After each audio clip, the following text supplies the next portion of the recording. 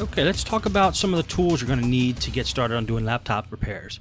First and most basic is just a screwdriver. You could almost get away with doing a whole repair on a laptop with just a screwdriver. That's a Phillips. You should have a Phillips and a straight head. A smart thing to do might be to get a screwdriver kit like this one. This is my favorite one. It's made by a company called Velamin, and I like them because they're super cheap. And the tips of the screwdrivers don't wear out. A lot of cheap screwdrivers do, but this set does not. What does break, however, is the handles, and these two broke in half. But they are actually my favorite two screwdrivers that I use for doing laptop repair. It's that one and that one out of the Velamin case. And you'll see in the videos, these are the screwdrivers I mainly use for taking the laptops apart.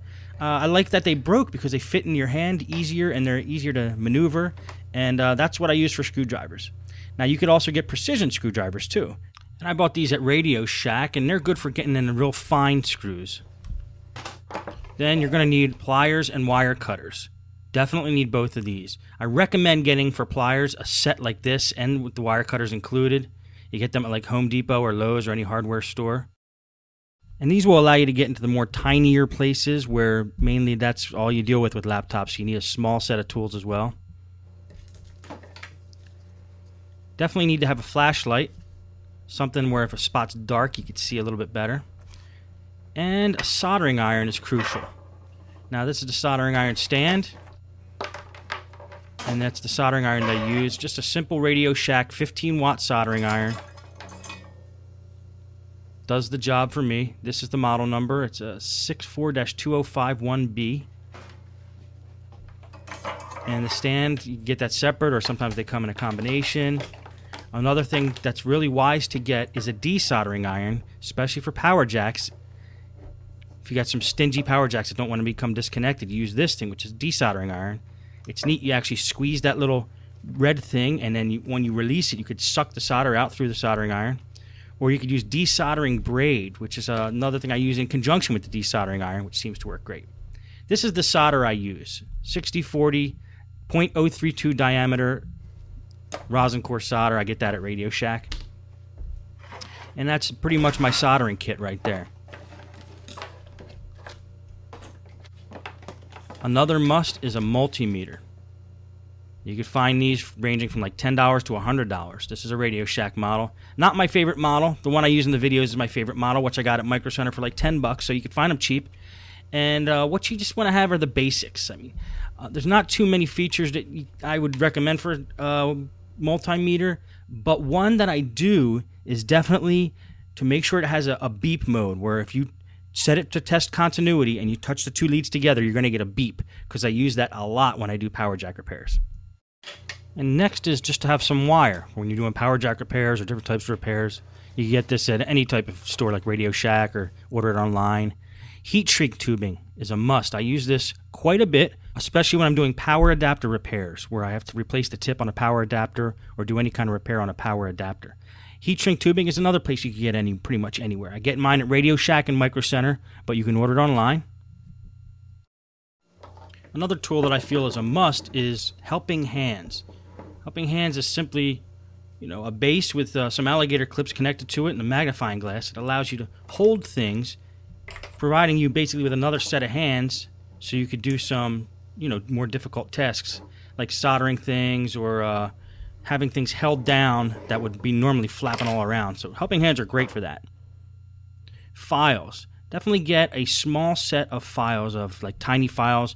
I use this especially for scuffing up a wire or creating contact points on a motherboard.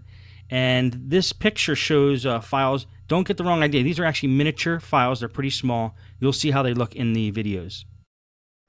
Exacto knives. Now, Exacto knives are something I use fairly frequently, but you never know when you're going to need something really sharp to cut something that you're dealing with. And Exacto knives are small and they're sharp, and it's a perfect tool to get in there and cut things or shave things that need to be taken care of. And the next thing is glue. Now, this is Elmer's Carpenter's glue. I'm almost using this just for the sake of the picture, but I use that very sparingly. The main glues that I actually use are a little bit of Gorilla Glue, but mainly Crazy Glue. Crazy Glue is actually very great for attaching plastic to plastic, and a lot of laptop repairs are just dealing with plastic. So definitely recommend Crazy Glue. It's cheap and you can get your hands on that pretty much anywhere as well. When you want something a little more difficult and you need a strong bond, try epoxy.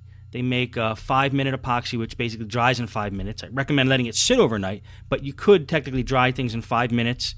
And then they make different bonds of epoxy, and we actually have to mix 2 tubes of material. And it smells pretty strong. You want to be in a ventilated area, but it does provide a strong bond. Haven't used epoxy in a while. Again, my main thing that I use is the Crazy Glue. Thermal grease. Now, thermal grease is what we use to create a bond between the processor and the heat sink so heat can flow through efficiently and dissipate. And a popular brand of thermal grease is Arctic Silver. And I have a little tube of that, and that's what I use mainly. It gets a little expensive, but you can use pretty much any thermal grease. You'll be okay. Now, you'll see in the later videos exactly how I use the thermal grease, how much I use, and this kind of thing. So stay tuned for that. Okay, now foam. I always use a piece of foam when I'm working on laptops so I don't scratch the top of the laptop when I'm working on it upside down. You can also use it with circuit boards if you don't want like a delicate circuit board to touch the surface that you're working on.